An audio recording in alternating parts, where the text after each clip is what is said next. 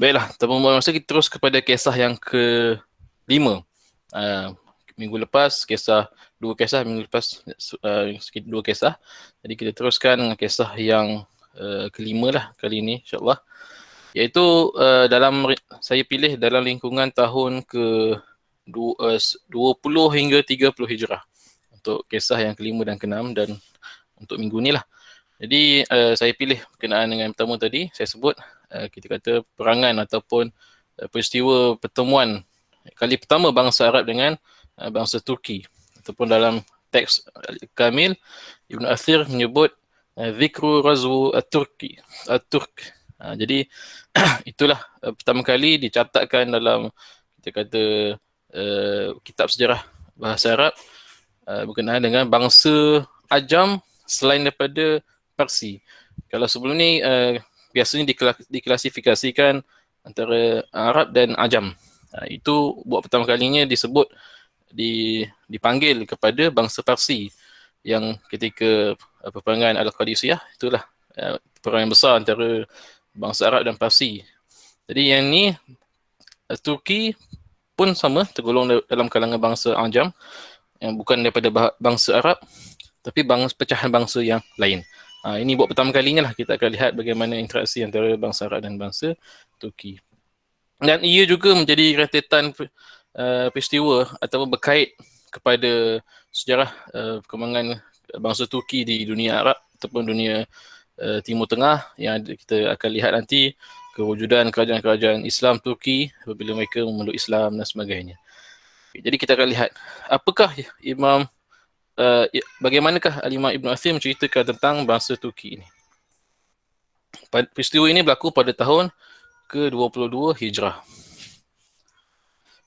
Baiklah, saya baca dulu. Zikru Razwu At-Turki. Lama amara Umar Abdurrahman bin Rabi'ah bi Razwi Turk kharaja bin nas hatta qata'u al-bab faqala lahu Shahriyar ma turidu an tasna' qala uridu razwu Balanjar wa Turk qala inna lanarda minhum an yad'una min duni al-bab qala Abdurrahman lakinna la narda minhum bidhalik hatta narzuwahum fi diyarihim وبالله إن معنا أقواما لو يأذن لهم أميرنا في العمعان لبلغت بهم الروم قال وما هم قال أقوام صحبوا رسول الله صلى الله عليه وسلم دخلوا في هذا الأمر بنية كانوا أصحاب حيا وتكرموا في الجاهلية فازداد حياؤهم وتكرمهم ولا يزال هذا الأمر لهم دائما ولا يزال النصر معهم حتى يغيرهم من يغلبهم وحتى يلفتوا عن حالهم فرزا بلنجر غزاة في زمن عمر فقالوا ما اجترأ علينا إلا ومعه الملائكة تمنعهم من الموت فهربوا منه وتحصنوا فرجع بالغنيمة وزفر وقد بلغت خيله البيضاء على رأس 200 فرسخ من بلنجر وعادوا ولم يقتل منهم أحدا. Ini kisah kita kata petikan, saya bacalah matan teks pada Al-Kamil berkenaan dengan pertemuan tadi bangsa Arab dan bangsa Turki. Jadi saya akan rumuskanlah apa yang dimaksudkan dengan teks ini sambil saya terjemahkannya sikit. Jadi teks ini ataupun peristiwa ini berkenaan dengan macam saya kata tadi pertemuan pertama bangsa Arab dan bangsa Turki. Jadi siapakah yang bertanggungjawab ataupun siapakah pemimpin Islam yang mula-mula kita kata bertemu ataupun berperang membuka wilayah ataupun kawasan yang didiami oleh bangsa Turki ini. Tokohnya ialah Abdurrahman bin Rabi'ah. Abdurrahman bin Rabi'ah kita akan lihat lepas ni beliau merupakan adik ataupun abang lebih saudara lah kepada Salman bin Rabi'ah. Salman bin Rabi'ah ini adalah gubernur wilayah Armenia pada zaman Khalifah Umar bin Al-Khattab. Nanti kita akan tengok je. Itu yang pertama. Tokoh Islam yang mula-mula bertemu ataupun yang menjadi yang berinteraksi Dan antara yang menjadi penghubung antara dunia Arab dengan dunia Turki adalah Abdul Rahman bin Rabi'ah. Beliau ni panglima tentera lah di bawah saudaranya Salman bin Rabi'ah.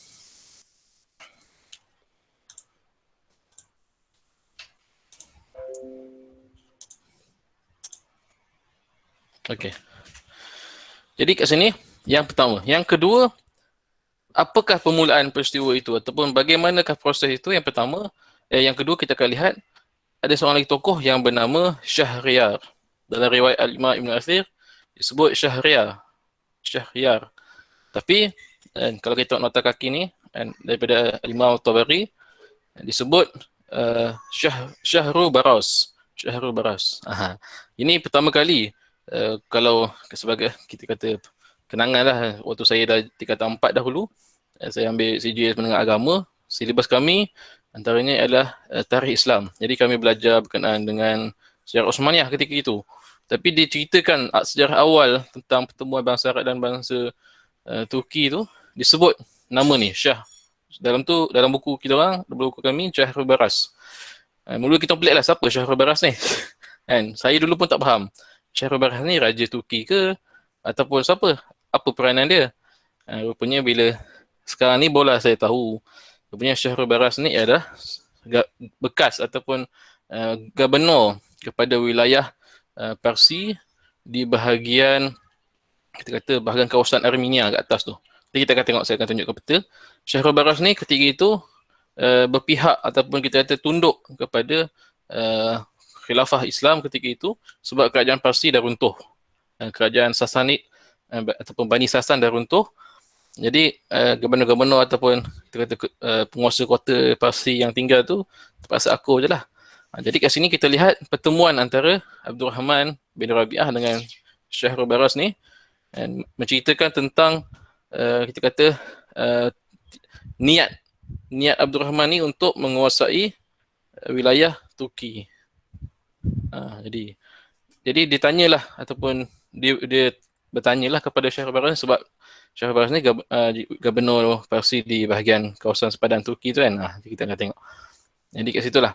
Jadi nak dipendekkan cerita, peristiwa penting ataupun peperangan yang melibatkan antara bangsa Arab dan bangsa Turki buat kali pertamanya, dia dikenali sebagai peperangan Balanjar. Nanti kita akan tengok, saya akan tunjukkan sendiri.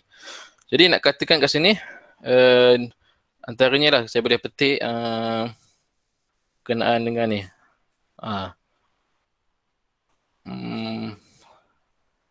Okey. Ketika mana, maksudnya ketika itu Umar bin Khattab memerintahkan Umar Abdul Rahman bin Rabi'ah ni untuk pergi menyerang ataupun membuka wilayah di kawasan Turki kan. Okey, yang seterusnya kita lihat ada perkataan namanya Al-Bab. Dalam memang narasi berbahasa Arab, dan apabila cerita tentang sejarah awal pertemuan Turki dan Arab ni, disebut perkataan Al-Bab. Al-Bab ni kita kata memang dulu pun saya tak faham Al-Bab ni apa kan? Sebab Al-Bab ni kalau kita tengok terjemahan dia pintu. Tapi bila kita kaji, kita baca balik, punya Al-Bab ni nama tempat. Nama tempat nanti kita akan tengok, saya akan tunjukkan peta dia di mana. Jadi itulah dia yang benda-benda penting. Pertama, siapa pemimpin Islam, Abdul Rahman bin Rabi'ah. Yang kedua, siapa mediator ataupun orang tengah yang menjadi pembuka antara pembukaan kawasan ataupun wilayah Turki ni, iaitu Syahrul Baras ataupun Syahriar, itu bekas gubernur Parsi. Dan yang ketiga, tempat dia, lokasi dia Al-Bab. Dan yang keempat, kita akan lihat apa tu namanya, Balanjar. Balanjar ni pun salah satu tempat yang mana terjadinya peperangan antara bangsa Arab dan bangsa Turki. Jadi itulah yang tadi yang saya baca tu, dialog perbualan antara Abdul Rahman bin Rabi'ah dengan Syahrul Baras ataupun Syahriar. Kita kalau tengok ni. Faqala lahu Syahrul Baras, berkata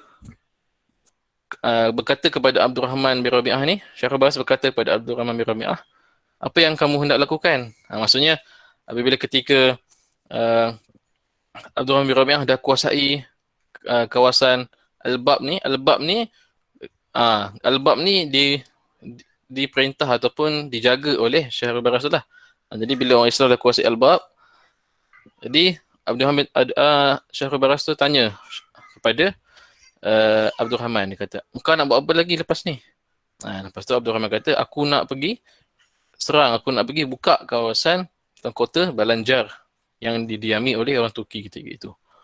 Okey, tu maksudlah, tu detik awal dia. Okey, tak apa, kita tengok dulu. Lepas tu kata lagi, qala ridu qala inna lanara min duni ba. Okey. Abdul Rahman kata lagi, lakinna bidirihim illa man aquya. Maksudnya tak ni, nak kata lakinna lanara minhum bizalika hatta narzuahum fi diyarihim. Kami tak akan berhenti, soalan macam itulah maksudnya. Kami tidak akan berhenti membuka wilayah lagi sehinggalah Allah sehinggalah selagi mana diizinkan oleh Amiruna. Amiruna ni khalifah lah. Fil aiman la balagha bihim rum. Kita kata sehingga dibukalah seluruh wilayah yang ada ketika itu. Tapi kalau dalam catatan Ibn Asir disebut Rum. Tapi dalam catatan Tabari disebut Radmu. Itulah antara perbezaan tulisan ejaan. Okey, tak apa. Kita tengok lagi sekali imbas. Lepas tu qala wa mahum. Syahrul Baras ni pelik. Dia macam apa pasal dia macam hebat sangat je. Dia tanya kat Abdul Rahman. Qala wa mahum, siapakah mereka itu? Siapakah orang-orang yang kau nak bawa tu? Lepas tu Abdul Rahman pun kata, aqwamun sahibu Rasulullah. Di situlah mereka ini adalah para sahabat ataupun orang yang telah hidup, yang pernah hidup bersama Rasulullah SAW, yang memeluk Islam, yang dahulunya kita kata ada yang mulia ketika jahiliah dan bila masuk Islam, mereka ini mulia dan mereka akan terus mencapai kemenangan, dan sehinggalah kita kata wilayah itu akan dibuka dengan lebih luas. Itu nak ceritalah. Farazau Balanjar Razad. Okey, jadi dia cerita kat sini.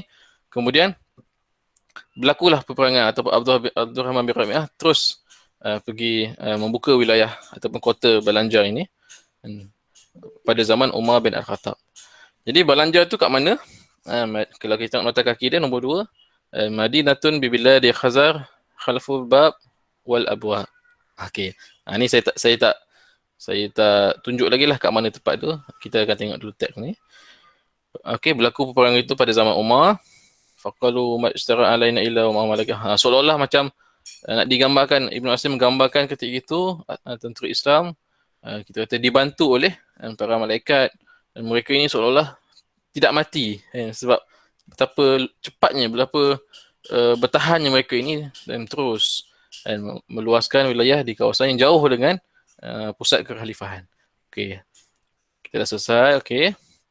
Kita tengok kat manakah mungkin timbul persoalan. Mula-mula saya baca teks ni pun banyak persoalan yang timbul. Saya pun tak tahu kat mana apa semua kan. Nama-nama, sebab itu kadang-kadang bila kita biasa baca yang sumber daripada bahasa Inggeris, kita akan dapatlah tahu dekat mana lokasi sekarang dan sebagainya. Tapi dia akan jadi masalah bila kita membaca sumber bahasa Arab dan kita kena semak balik.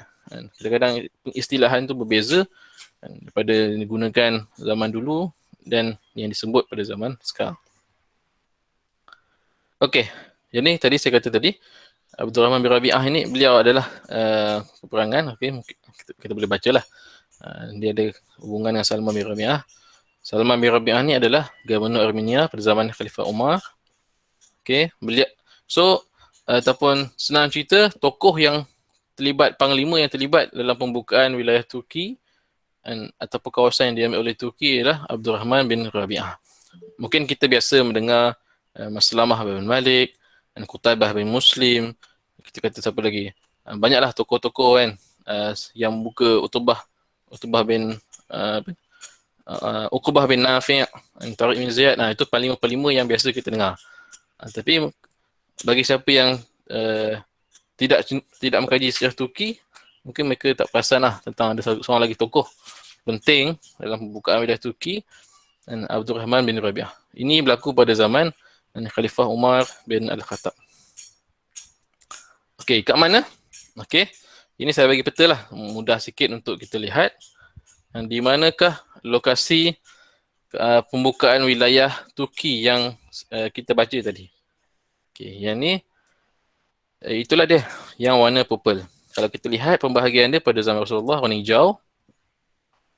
Kemudian pada zaman Abu Bakar Siddiq warna kelabu atas sikit. Macam kita dah bincangkan minggu lepas, 2 minggu lepas dengan perang Al-Yamamah, berlaku pemurtadan. Okay, luas sampai ke Iraq tu, kawasan seberang Iraq. Lepas tu masuk sikit Syam. Lepas tu kemudian pada zaman Umar bin Khattab, dia warna merah. Dan peperangan Al-Qadisiyah, peperangan yang utamanya, buka sampai Parsi. Lepas tu sampai ke Afrika Utara, Mesir.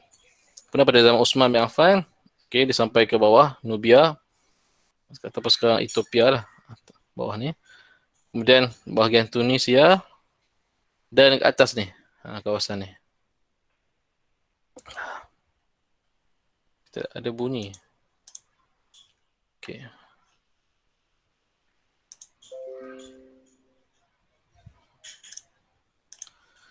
Jadi kisah dia tadi macam saya kata tadi, yang pertama tadi kita sebut dah siapakah Abdul Rahman bin Rabi'ah. Yang kedua Syahrul Baras ataupun Syahriar tu, dia adalah Gubernur Parsi di kawasan atas ni, di kawasan purple ni.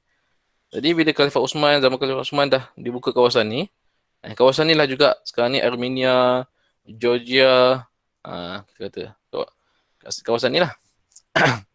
Jadi Syahrul Baras. Jadi persoalan yang seterusnya timbul, siapakah bangsa Turki yang dimaksudkan? Ini kita kata dia akan akan kajian lebih mendalam lah bagi mereka yang mengkaji ataupun siapa yang nak mengkaji tentang sejarah Turki yang terlibat, ataupun bangsa Turki yang terlibat dalam peristiwa pembukaan ini ataupun pada zaman Khalifah Umar bin Khattab ni adalah bangsa Turki yang bernama Khazar. Jadi bangsa Turki ni dia ada dua. Kita kata waktu itu kita kata pecahan dia ada dua lah. Dua kerajaan Turki besar. Satu namanya Göktürk.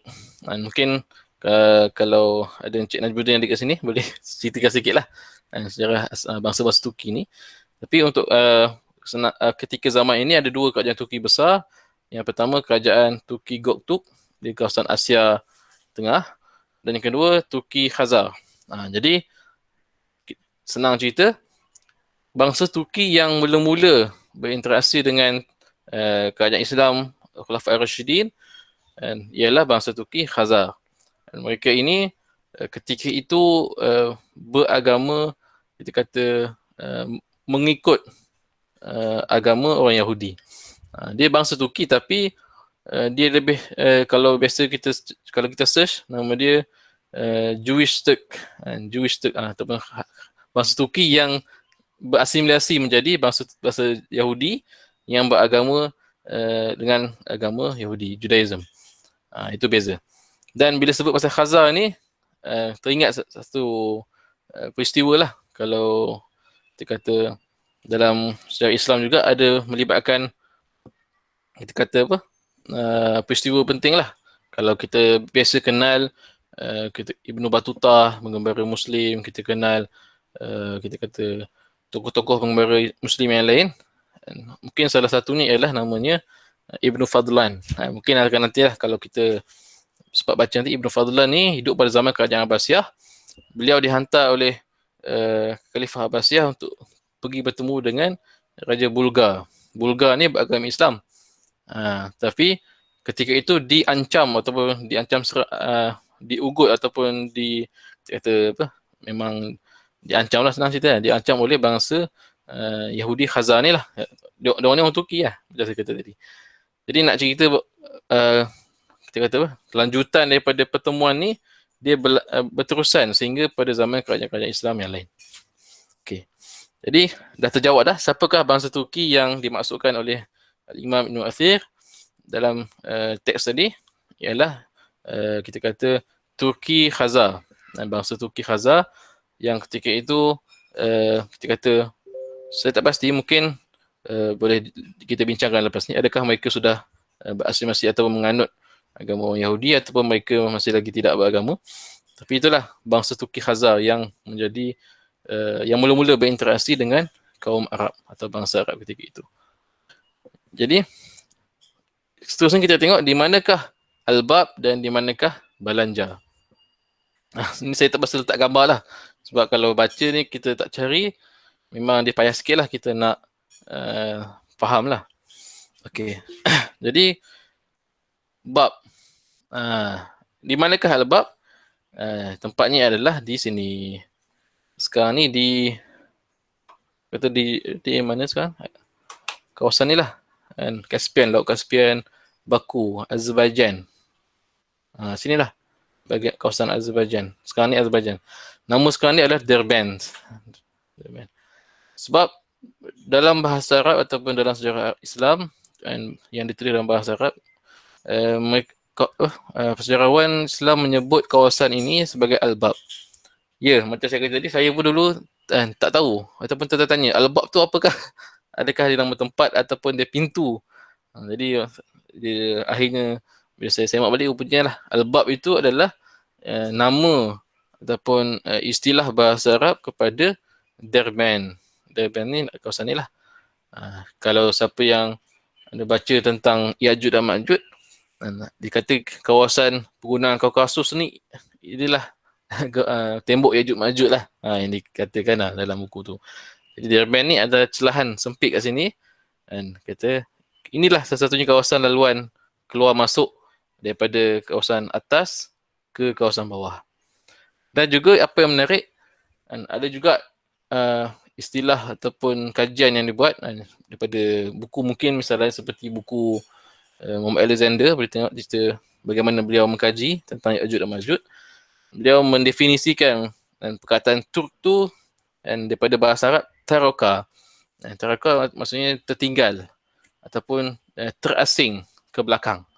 Jadi disimpulkan oleh penulis atau pekaji tentang Ya'juj Ma'juj tu, dia kata bahawa segala bangsa yang duduk di balik pegunungan Kaukasus, termasuklah Turki dan kat atas tu lah, kawasan Mongol apa semua kan. Jadi dirujuk sebagai Ya'juj dan Ma'juj. Mereka inilah bangsa yang dikatakan Ya'juj dan Ma'juj lah. Itu pada kajian juga. Sebab apa? Sebab mereka ni asalnya dulu sebelum berlakunya interaksi, inilah kita kata pagar yang membatasi, yang memisahkan antara kaum-kaum Turki kat atas ni, Khazar ni, dengan kaum-kaum Parsi di bahagian bawah dan kaum Arab. Jadi apabila kerajaan Islam Khulafaur Ar-Rasyidin mengembangkan wilayahnya sampai ke atas dan diteruskan dengan Umayyah dan Abbasiyah, maka interaksi itu bertambah, kita kata pesat. Jadi banyaklah interaksi. Itulah kemudian akan berlaku macam mana kita kata pengambilan hamba-hamba bangsa Turki, Sirkasian lah, Seljuk lah, apa semua turun ke bawah masuk ke dunia Islam. Jadi mereka meluaskan kuasa mereka di bahagian Timur Tengah pula. Jadi begitulah asalnya. Sebelumnya mereka ni tak turun ke bawah. Jadi bila umat Islam pergi ke atas, berlaku peperangan di Balanjar. Atas ni lah Balanjar ni. Yang saya bulatkan di atas ni Balanjar. Jadi peperangan di situ, Abdul Rahman bin Rabi'ah ketika itu dah dapat menguasai dan bawa balik ghanimah yang banyak. Okay. Jadi ini peta yang daripada zaman Umayyah. Cuma saya nak tunjukkanlah di mana lokasi Al-Bab ataupun disebut Al-Babul Abwab, Derban ya, dan Balanjar. Inilah dia lokasi dia. Sekarang ni kita boleh tengok negara Azerbaijan lah kan. Sebab tu kalau kita lihat dalam peta ini, kalau dalam bahasa Inggeris kita panggil Caspian, Laut Kaspia kan. Tapi dalam bahasa Arab dia tak pakai Caspia, dia pakai Khazar. Senang nak ingat, kerajaan Khazar duduk di sebelah Laut Kaspia. Dalam Laut Kaspia tu dalam bahasa Arab Bahrul Khazar. Khazar. Ni yang dinamakan bersempena dengan ni lah. Kaum ataupun bangsa yang duduk di sekitar ni lah asalnya. Kerajaan Turki Khazar ni. Ataupun juga disebutlah Laut Kazwin. Adalah. Itulah yang kata apa? Dari segi penamaannya. Okay. Jadi kita lihat pada zaman Khalifah Osman, Berlakulah perluasan kuasa di bahagian atas ni lah. Bahagian Armenia, bahagian Azerbaijan ni, kawasan sekitar Laut Caspian ni. Lepas tu Sungai Amudarya, kawasan ni. Kat sini lah ada Uzbekistan, ada Bukhara, Samarkand dan sebagainya. Dan apa yang menarik juga, pada zaman Osman, Khalifah Osman bin Affan, berlaku juga perluasan kuasa di ni lah, Mawara'an Nahri. Inilah sungai, apa yang di sebelah sungai ni, Sungai Amudarya ni pun dikenali sebagai bangsa Turki juga. Jadi senang cerita, bermula daripada kawasan ni lah, kawasan di antara Laut Caspian dengan Laut Hitam ni, kat tengah-tengah ni sampailah ke kawasan Mongolia itu, itulah kawasan yang didiami oleh etnik atau bangsa Turki lah secara umumnya. Bangsa Turki tu dipecah-pecahkan lagi lah, ada banyaklah puak-puak dia. Mungkin kita akan lihat, kalau lihat nanti satu rumit pula kan. Tak apa. Itulah senang cerita, itulah kita kata apa yang di sebalik pegunungan Kaukasus ni sehinggalah sampai ke Mongolia. Pun kita kata bangsa Turki lah. Juga kemudian berkembang menjadi bangsa Mongol. Lepas tu ada muncul kerajaan bangsa Turki, Oghuz dan sebagainya. Akhirnya wujud kerajaan Osmaniyah, kemudian Seljuk dan sebagainya. Itu nantilah. Okay. Jadi itulah secara ringkas lah. Saya bagi secara ringkas berkenaan dengan itulah peperangan antara orang Arab dan Turki Khazar. Peperangan itu berlaku pada tahun 640 Hijrah ataupun pada tahun ke-22 Hijrah. Apa implikasi dia? Implikasi dia daripada pertemuan yang pertama ini antara Turki dan Arab, kat situlah kita kata bermulanya proses bangsa Turki ni memeluk Islam sedikit demi sedikit. Jadi hasil daripada pertemuan itu, kat situlah bangsa Turki mula mengenal Islam, ada yang memeluk Islam dan sebagainya. Lahirlah bangsa Turki Saljuk, bangsa Turki Ghaznawi, bangsa Turki Timur, bangsa banyaklah kerajaan-kerajaan Islam yang itulah yang muncul selepas ni.